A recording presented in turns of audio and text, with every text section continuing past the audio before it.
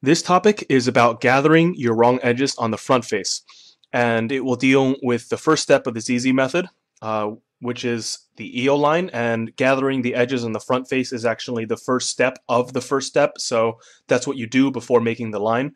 And it's very important because you don't want to take too many moves and you don't want to look too long, so knowing shortcuts and knowing patterns is really helpful here. So what I'm going to be doing is I'm going to be going over some categories of wrong edge placements, and these categories will come from Conrad Ryder's website. I will have a link to that in the description. The website has a handy little chart that shows you the placement of all the wrong edges, so just follow along.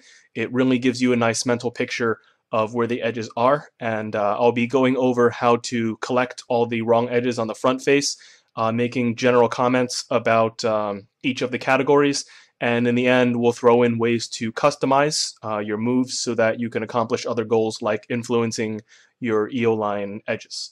So let's take a look at some cases.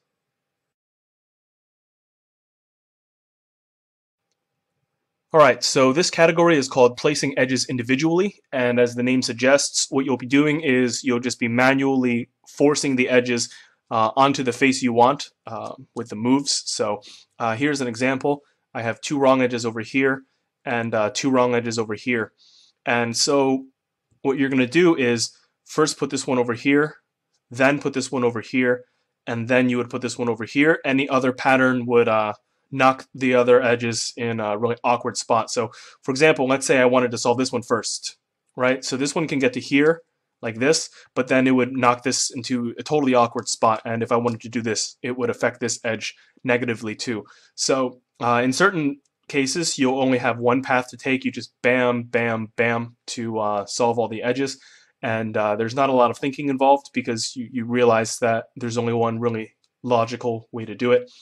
But there are certain circumstances, and these are more common, where you get multiple ways to insert your edges. So for example, this one I have a wrong edge over here, wrong edge over here, wrong over here, and wrong over here. So with these four, what I can do is I can first solve this one, and then put this one down, and then use a U2 to solve the last one. So I have 4 on the face. Or what I can do is I can put these two over here, and then move this one down. In terms of finger tricks, this one's probably better because you can do this move in one motion. Another alternative is to, instead of gathering everything on the front face, you can gather everything on the back face. And this is practical because you have one wrong edge in the front face. That kind of gives you the reason to gather them on the front face because one is already there. But you know, an equal reason exists on the back. You have one on the back, so might as well put them on the back. So whenever you run into a case like this, you have to make a judgment call. Which face is better? So generally what you would do is the procedure would look like this. You would know how many wrong edges there are, figure out what face you want to gather them on, and then find the best order of edges to put inside. And you know, obviously what you want to do is you want to influence your line edges so that they end up in favorable positions. But just keep in mind that some of the cases you won't have much choice, and some of the cases you'll have a lot, so keep your eyes open for the choices and try to pick the best one. This category is called using F2/B2 to create openings. And the most obvious example is depicted in this cube. I have 3 wrong edges over here, and my 4th one is over here. And obviously, because 3 are already on the front face, I'm going to try to gather them on the front face. And what I can do is F2, U2 to gather them. Because what F2 does is it doesn't destroy the orientation, but puts the free edge up top, and then the U2 allows the wrong edge to move in. Alternatively, what you can do is you could do B2, D2 to solve it. And if you can see why, the B2 transfers this edge over here, and the D2 transfers it over here, filling in the gap that's created by these 3. So here you have 2 basic choices, and what you would do is you would just choose which one feels comfortable, or maybe will influence your line edges in a more favorable way. In terms of customization, this one's pretty limited. You have one of two things. Here it gets more interesting.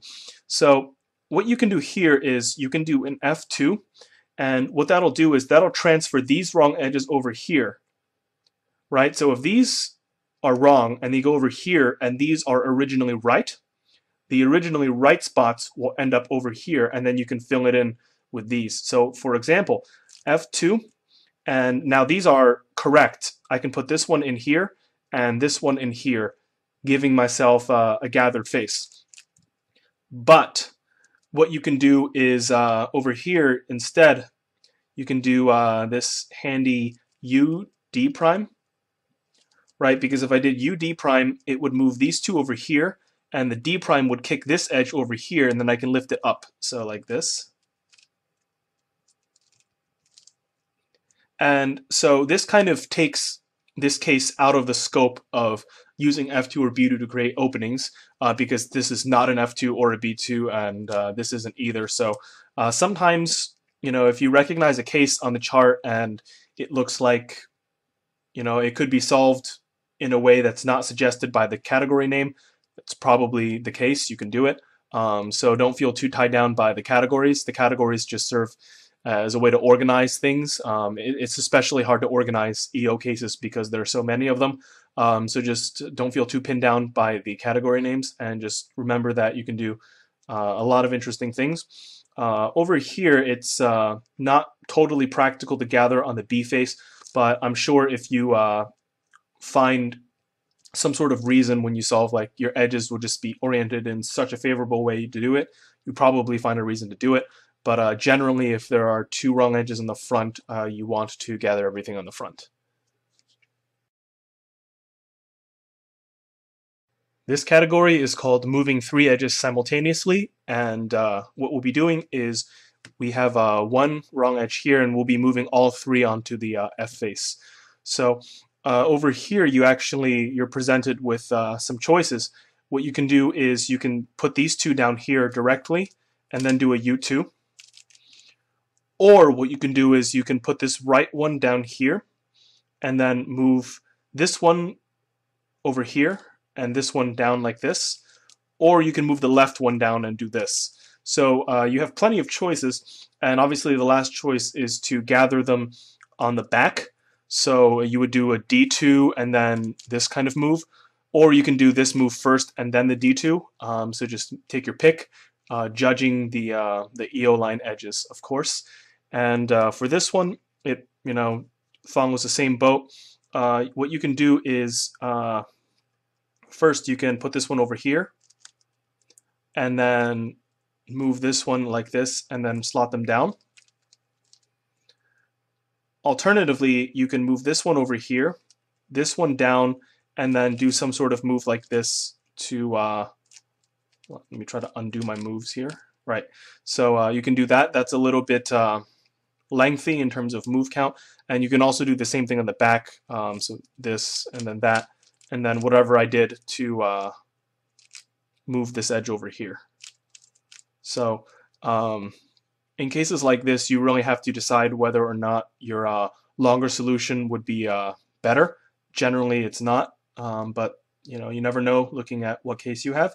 Just keep in mind that you have many options open, and there's nothing to lose by thinking about all of them slowly.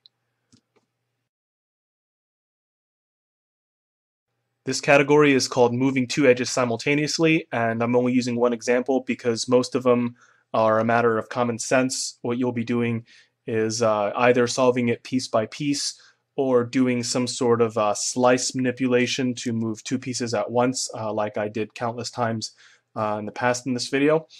So I have one example here. This will show up on the chart if you take a look at it. I believe it's the second one. So what you can do here is the obvious, like this, to gather them. You can also do a longer series of piece displacements. This is interesting. What you can do is you can put this one here, this one down here, and then this one over here. So instead of displacing this piece over here, you would displace this piece. using this piece to displace this piece and use this piece to displace or to place over here. So it's a longer chain of displacing and placing pieces than the simple, R prime, D prime. But this could have some uses. It's not that much longer, and if it results in a better EOline placement, then it's definitely worth considering.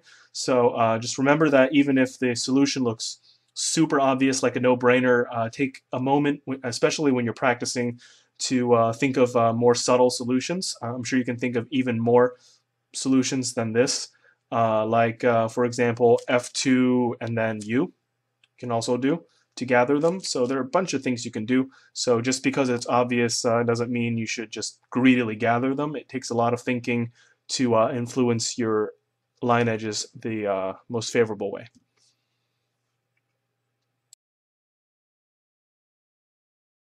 This category is called combining two-edge move with F2, and I have one example over here, and you can actually do this in multiple ways.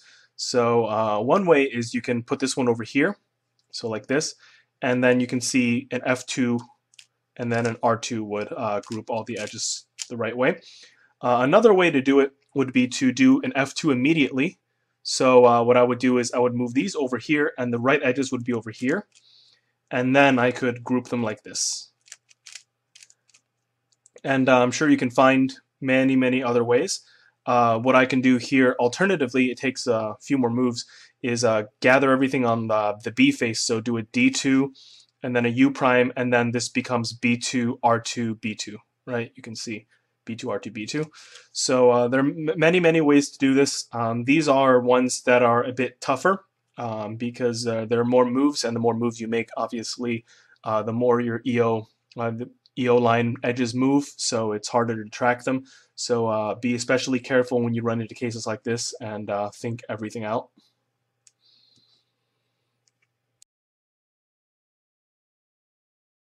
This category is called removing placed edges, and this kind of functions like slotting in CFOP. So what you do is you want to get, for example, this piece over here. So what you would do is you would open the quote-unquote slot, put it in, and then undo the move, thereby closing the slot. You can think of it like that. So you would sneak this piece in by doing this. Alternatively, you can slot the piece over and around. So, for example, you can do this also. So there are plenty of ways you can do it. I'm sure there are other ways. They just take more moves, but you can think of just a whole bunch of ways to do it. Try to first consider the short ones, and then if you don't come up with anything nice, think a little bit more about longer ones and see if they get you anywhere in terms of EO edge placement.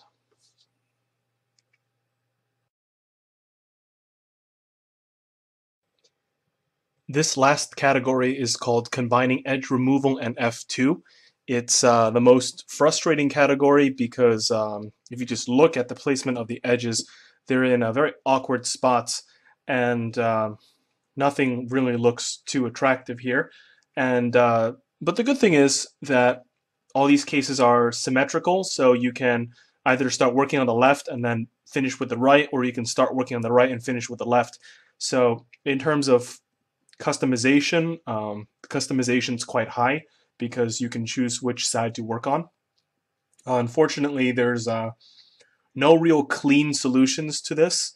If I ran into something like this and was simply required to put everything on one face, I would probably, I can do D prime,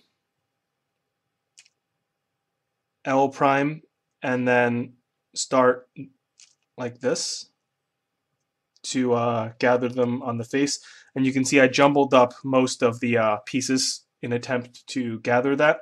So I wasn't, too friendly.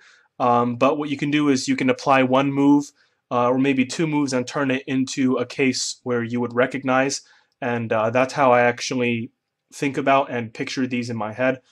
Just make a move to make it seem friendlier in my head, and then just plan out my series of moves from there. This one also is rather annoying. It's they're all stuck on the belt. what I would do here is I would turn this horizontal alignment of pieces vertical like this, so they're standing up like this instead of lying flat, and then I would insert them into here. So do this, and then this would simply become F2, L2, and then F, whatever front prime quarter turn I want to do. So the second one is, I feel it's definitely easier than the first one, but you know, both of these are more involved than the other ones we've looked at, and these should frustrate you, but at the same time, these arrangements are very rare, so you won't really run into them a whole lot, and there's really little chance you run into them consecutively. So that's the good thing.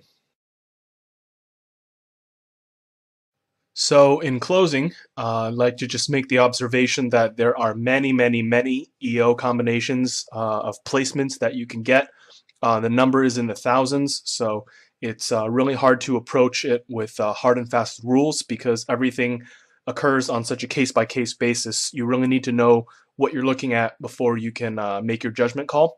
So all the examples I used in this video were pretty basic, and they were used to show you fundamental concepts such as the order of placement and choosing a face to work with, be it the front or the back, and sometimes multiple ways you can deal with one case, and just the idea of being open-minded and really thinking about everything slowly and seeing what options are available and what options are good and what options are not so good. So these examples were just to illustrate these concepts. Usually the pieces will be jumbled up more, and certain orders of insertion or you know, ways to collect the edges will, you know, influence your EOline edges. So for me, it's the blue and green edge in different ways. So just try to influence them the right way, or the way that will be most productive to solving the EOline to you. And you know, everything requires a lot of creativity and a lot of brain power. So an exercise I used to do is I used to go down that chart that I will again link in the description, and every day I just look at it and, you know, just try to picture in my head how the pieces can be solved. That seems kind of dull, but you know, it's very good for you to just take a look at what you really encounter in real life solving, and just take a few moments to organize all the pieces in your head and see you know, what pieces can slide where, and you know, whatnot. And so it's a really nice mental exercise to do, to just look at the chart. Keep in mind that the chart does not list everything. There are mirrors, reflections, whole bunch of stuff going on. But those cases represent a pretty nice, you know, array of cases you'll run into. So it's very good to look at. And obviously, if you have any questions, or if you find a scramble with a particularly annoying EOline, feel free to comment and we'll take a look at it together. I may make a sequel to this video and talk about EOlines, real life EOlines that people find specifically annoying. Otherwise, I'll stick to the comment system and just write back my EOline solution with a brief explanation. So thanks for watching and good luck on your EOlines.